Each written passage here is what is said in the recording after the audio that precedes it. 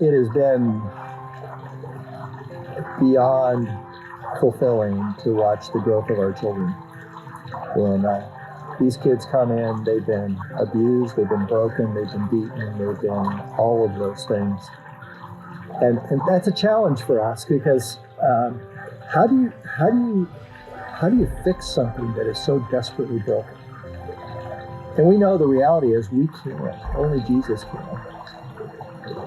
And one of our goals with our kids is not only can they heal physically and emotionally, but that they would come to know Jesus, and kind of the area that we look to as kind of that litmus test that they really understand the reality of forgiveness is if not only can they accept the forgiveness of Jesus, but that they can turn right around and forgive their abuser. That's not easy. It's a real challenge. So we got a lot of kids that are in this process of getting to know Jesus, but they've not gotten to that point of where they feel they could approach their abuser and say, I forgive you. Because you abused me, but your greatest offense was not my abuse, but is your sin before a holy God. On Christmas Eve, we had a baptism of our first young man who has gotten to that point. His name's Johnny. And it was such a pleasure to see this young man who came beaten, broken, has matured to the point of where he's come out of his abuse. He's begun to understand the reality of God's ministry in his own life. And he got to the point where he could say, I can forgive my abuser. In fact, I would love to meet him. And I would love to tell him about that his abuse in reality was not an abuse of me, but was an abuse of a holy God. What an incredible story. Another little gal, Janeda, who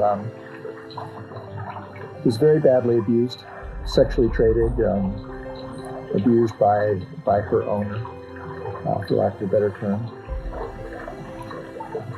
Janeda was just really standoffish to me because I represented those abusive men. Every man in her life has either left her or abused her.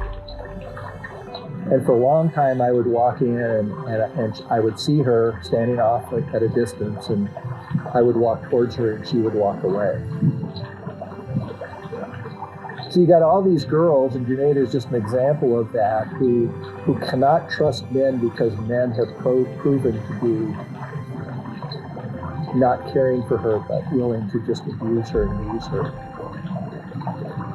And I use her specifically. We've got a whole bunch of gals like this that are in that place of how do you communicate about a heavenly Father? That's the metaphor that God uses, a heavenly Father, when every father in their life or every male in their life has not been someone who is safe, but someone who is. That is so far beyond my pay grade, so far beyond any of our pay grade. Only God can do that. And to watch her and watch some of these other gals get to the point of where they have called Pastor Luis, our main guy there, Papa, Daddy. He now becomes a place of safety. This one man who has cared for them for a number of years and has proven himself faithful and caring, and now he is Papa. I am so excited for the day that Pastor Luis will be able to take their hand out of his hand and put it in the hand of a heavenly Father who says, I will never leave you. I will never forsake you, because you are mine. That's an amazing process. And for some of these gals, it's going to take maybe a lifetime. I don't know.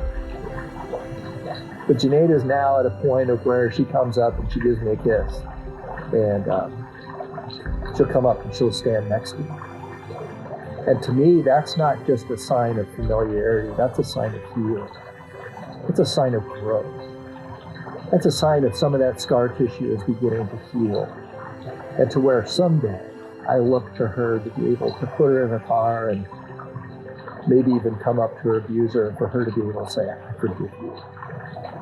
But you don't need my forgiveness. You need Jesus' forgiveness. Because your abuse of me, that's not your problem. Your problem is you are a sinner that needs the grace of God. We have hundreds of stories like that. And some of them I don't even know. I mean, some of our kids can't even talk about it because the pain just goes way too far. But if you would like to sponsor a child, it'd be awesome for you to enter into their life and be able to walk through their healing process. Because these are not kids without families, they're kids who desperately need Jesus and they need to heal. And you might be part of that process. You have the opportunity to be a part of that process.